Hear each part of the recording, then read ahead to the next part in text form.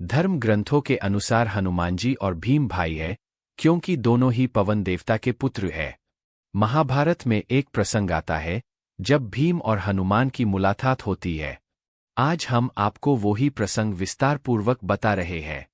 साथ ही इस प्रसंग का संबंध उस मान्यता से भी है जिसके अनुसार महाभारत युद्ध में श्री कृष्ण अर्जुन के जिस रथ के सारथी बने थे उस रथ के छत्र पर स्वयं हनुमान जी विराजित थे। इसलिए आज भी अर्जुन के रथ की पताका में हनुमान जी को दर्शाया जाता है। तो आइए जानते हैं क्या है ये प्रसंग। वनवास के दौरान पांडव जब बद्रिकाश्रम में रह रहे थे तभी एक दिन वहां उड़ते हुए एक सहस्त्रदल कमल आ गया। उसकी गंध बहुत ही मनमोहक थी। उस कमल को द्रौपदी ने देख लिया। द्रौपदी ने उसे उठा लिया और भीम से कहा, यह कमल बहुत ही सुंदर है। मैं यह कमल धर्मराज युधिष्ठिर को भेंट करूंगी। अगर आप मुझसे प्रेम करते हैं तो ऐसे बहुत से कमल मेरे लिए लेकर आइए। द्रौपदी के ऐसा कहने पर भीम उस दिशा की ओर चल दिए जिधर से वह कमल उड़कर आया था। भीम के चलने से बादलों के समान भीषण आवाज आती थी, जिससे घबराकर उस स्थान पर रहने वाले पशु पक्षी अपना आश्रय छोड़कर भागने लगे। कमल पुष्प की खोज में चलते चलते भीम एक केले के बगीचे में पहुंच गए। यह बगीचा गंधमादन पर्वत की चोटी पर कई योजन लंबा चौड़ा था। भीम ने संकोच उस बगीचे में घुस गए। इस बगीचे में भगवान श्री हनुमान रहते थे। उन्हें अपने भाई भीमसेन के वहां आने का पता लग गया। हनुमान जी ने सोचा कि यह मार्ग भीम के लिए उचित नहीं है। यह सोचकर उनकी रक्षा करने के विचार से वे केले के बगीचे में से होकर जाने वाले सकड़े मार्ग को रोककर लेट गए। चलते चलते भीम को बगीचे के सकड़े मार्ग पर लेटे हुए वानरराज हनुमान दिखाई दिए। उनके ओठ पतले थे, जीभ और मुंह लाल थे, कानों का रंग भी लाल लाल था, भौहें चंचल थीं तथा खुले हुए मुख में सफेद, नुकीले और तीखे दांत और दारें दिखती थीं। बगीचे में इस प्रकार एक वानर को लेटे हुए देखकर भीम उनके पास पहुंचे और जोर से गर्जना की। हनुमान जी ने अपने नेत्र खोलकर उपेक्षापूर्वक भीम की ओर देखा और कहा, तुम कौन हो और यहाँ क्या कर रहे हो? मैं रोगी हूँ, यहाँ आनंद से सो रहा था, तुमने मुझे क्यों जगा दिया? यहाँ से आगे यह पर्वत अगम्य है, इस पर कोई नहीं चढ़ सकता, अत तुम यहाँ से चले जाओ। हनुमान जी की बात सुनकर भीम बोले, वानरराज, आप कौन हैं और यहाँ क्या कर रहे हैं? मैं तो चंद्रवंश के अंतर्गत कुरुवंश में उत्पन्न हुआ हूँ। मैंने माता कुंती के गर्भ से जन्म लिया है और मैं महाराज पांडु का पुत्र हूँ। लोग मुझे वायुपुत्र भी कहते हैं। मेरा नाम भीम है। भीम की बात सुनकर हनुमान जी बोले, मैं तो बंदर हूँ, तुम जो इस मार्ग से जाना चाहते हो तो मैं तुम्हें इधर से नहीं जाने दूंगा। अच्छा तो यही हो कि तुम यहाँ से लौट जाओ, नहीं तो मारे जाओगे। यह सुनकर भीम ने कहा, मैं मरूं या बचूं, तुमसे तो इस विषय में नहीं पूछ रहा हूं। तुम उठकर मुझे रास्ता दो। हनुमान बोले, मैं रोग से पीड़ित हूं, यदि तुम्हें जाना ही है तो मुझे लांघकर चले जाओ। भीम बोले, संसार के सभी प्राणियों में ईश्वर का वास है, इसलिए मैं तुम्हारा लंघन कर परमात्मा का अपमान नहीं करूंगा। यदि मुझे परमात्मा के स्वरूप का ज्ञान न होता तो मैं तुम ही को क्या, इस पर्वत को भी उसी प्रकार लांघ जाता जैसे हनुमान जी समुद्र को लांघ गए थे। हनुमान जी ने कहा, यह हनुमान कौन था जो समुद्र को लांघ गया था? उसके विषय में तुम कुछ कह सकते हो तो कहो। भीम बोले, वे वानर प्रवर मेरे भाई है। वे बुद्धि, बल और उत्साह से संपन्न तथा बड़े गुणवान हैं और रामायण में बहुत ही विख्यात है। वे श्रीरामचंद्र जी की पत्नी सीता जी की खोज करने के लिए एक ही छलांग में 100 योजन बड़ा समुद्र लांघ गए थे। मैं भी बल और पराक्रम में उन्हीं के समान हूँ। इसलिए तुम खड़े हो जाओ, मुझे रास्ता दो। यदि मेरी आज्ञा नहीं मानोगे तो मैं तुम्हें यमपुरी पहुंचा दूंगा। भीम की बात सुनकर हनुमान जी बोले, हे वीर, तुम क्रोध न करो, बुढ़ापे के कारण मुझमें उठने की शक्ति नहीं है, इसलिए कृपा करके मेरी पूंछ हटाकर निकल जाओ। यह सुनकर भीम हंसकर अपने बाएं हाथ से हनुमान जी पूंछ उठाने लगे, किंतु वे उसे टस से मस न कर सके। फिर उन्होंने दोनों हाथों से पूंछ उठाने का प्रयास किया, लेकिन इस बार भी वे असफल रहे।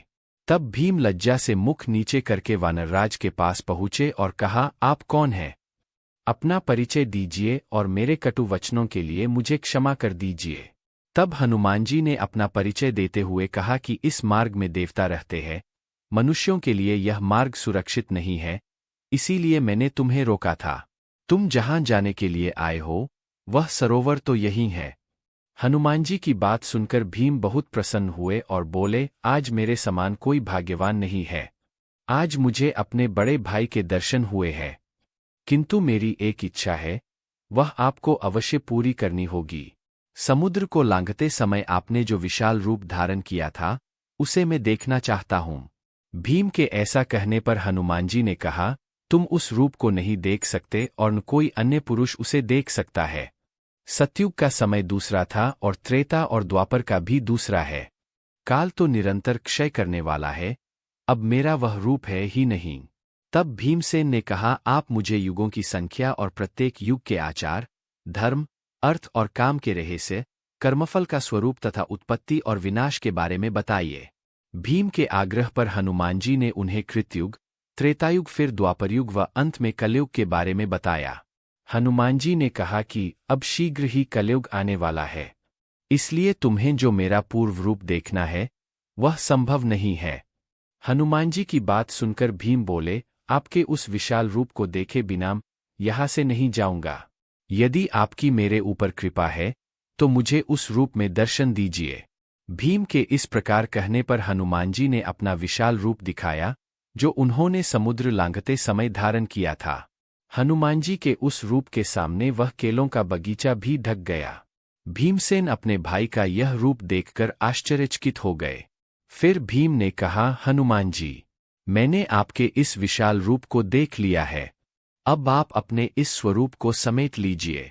आप तो उगते हुए सूर्य के समान हैं, मैं आपकी ओर देख नहीं सकता। भीम के ऐसा कहने पर हनुमान जी अपने मूल स्वरूप में आ गए और उन्होंने भीम को अपने गले से लगा लिया। इससे तुरंत ही भीम की सारी थकावट दूर हो गई और सब प्रकार की अनुकूलता का अनुभव होने लगा। गले लगाने के बाद हनुमान जी भीमसेन से कहा कि भैया भीम, अब तुम जाओ, मैं इस स्थान पर रहता हूँ, यह बात किसी से मत कहना। भाई होने के नाते तुम मुझसे कोई वर मांगो। तुम्हारी इच्छा हो तो मैं हस्तिनापुर में जाकर धृतराष्ट्र पुत्रों को मार डालूं या पत्थरों से उस नगर को नष्ट कर दूं अथवा दुर्योधन को बांधकर तुम्हारे पास ले आऊं। तुम्हारी जैसी इच्छा हो, उसे मैं पूर्ण कर सकता हूँ। हनुमान जी बात सुनकर भीम बड़े प्रसन्न हुए और बोले, हे वानरराज, आपका मंगल हो। आपने जो कहे है, वह काम तो होकर ही रहेंगे। बस आपकी दयादृष्टि बनी रहे, यही मैं चाहता हूँ। भीम के ऐसा कहने पर हनुमान जी ने कहा, भाई होने के नाते तुम्हारा प्रिय करूँगा। जिस समय तुम शत्रु सेना में घुसकर सिंहनाद करोगे, उस समय मैं अपने शब्दों से तुम्हारी गर्जना को बहा दूंगा तथा अर्जुन के रथ की ध्वजा पर बैठा हुआ ऐसी भीषण गर्जना करूंगा, जिससे शत्रुओं के प्राण सूख जाएंगे और तुम उन्हें आसानी से मार सकोगे। ऐसा कहकर हनुमान जी ने भीमसेन को मार्ग दिखाया और अंतर्धान हो गए। आनंद रामायण में है, कुछ अलग है कहानी। राम के जीवन के ऊपर अनेकों रामायण लिखी गई है। इन अलग अलग रामायण में कुछ प्रसंगों को अलग अलग रंग से बताया गया है। जैसे कि अद्भुत रामायण में सीता को रावण की बेटी बताया गया है, इसी प्रकार आनंद रामायण में हनुमाजी के अर्जुन के रथ की ध्वजा पर विराजित होने के पीछे कुछ अलग ही कथा है। आनंद रामायण के अनुसार एक बार किसी रामेश्वरम तीर्थ में अर्जुन का हनुमान जी से मिलन हो जाता है। इस पहली मुलाकात में हनुमान जी से अर्जुन ने कहा, अरे राम और रावण के युद्ध के समय तो आप थे। हनुमान जी, हाँ। तभी अर्जुन ने कहा, आपके स्वामी श्रीराम तो बड़े ही श्रेष्ठ धनुषधारी थे, तो फिर उन्होंने समुद्र पार जाने के लिए पत्थरों का सेतु बनवाने की क्या आवश्यकता थी?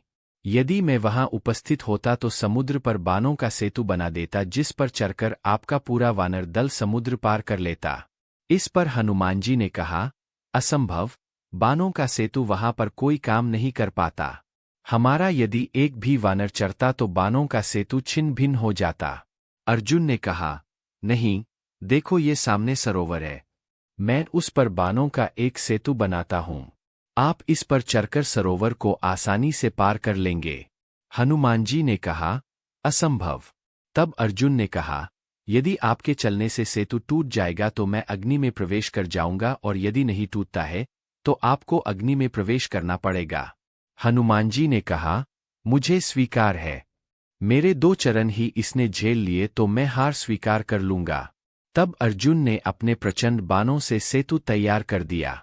जब तक सेतु बनकर तैयार नहीं हुआ, तब तक तो हनुमान अपने लघु रूप में ही रहे, लेकिन जैसे ही सेतु तैयार हुआ हनुमान ने विराट रूप धारण कर लिया।